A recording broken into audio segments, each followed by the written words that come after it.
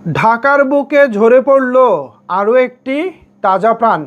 রাজধানী ঢাকার মগবাজারের ফ্লাইওভারের উপর থেকে ছোড়া ককটেল বিস্ফোরণে সিয়াম নামে এই ছেলেটি কিছুক্ষণ আগে নিহত হয়েছে। ইন্না লিল্লাহি ও ইন্না ইলাইহি রাজিউন।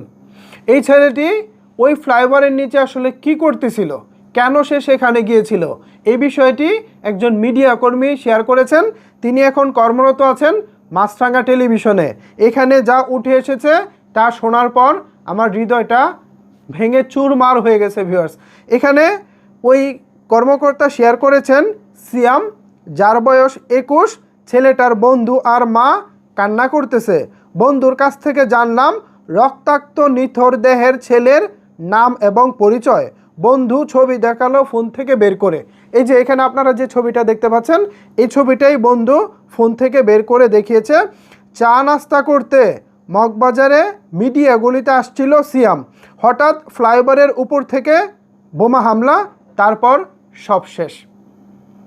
চা নাস্তা করতে একজন মানুষ মগবাজারের মিডিয়া গলিতে যাচ্ছিলেন, ফ্লাইওভারের উপর থেকে ছোড়া ককটেল বিস্ফোরণে সাথে সাথে মৃত্যু।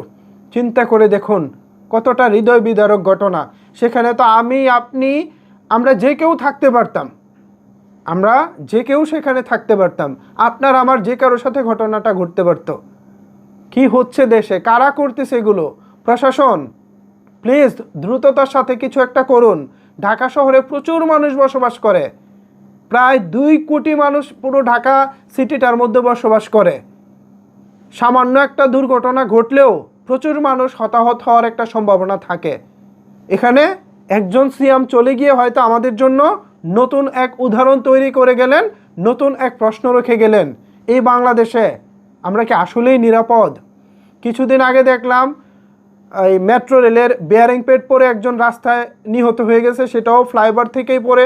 এক প্রকার তো ফ্লাইওভার মেট্রো রেলের যে ইয়াটা, সেখান থেকে বেয়ারিং পেড পরে একজন নিহত হয়েছেন।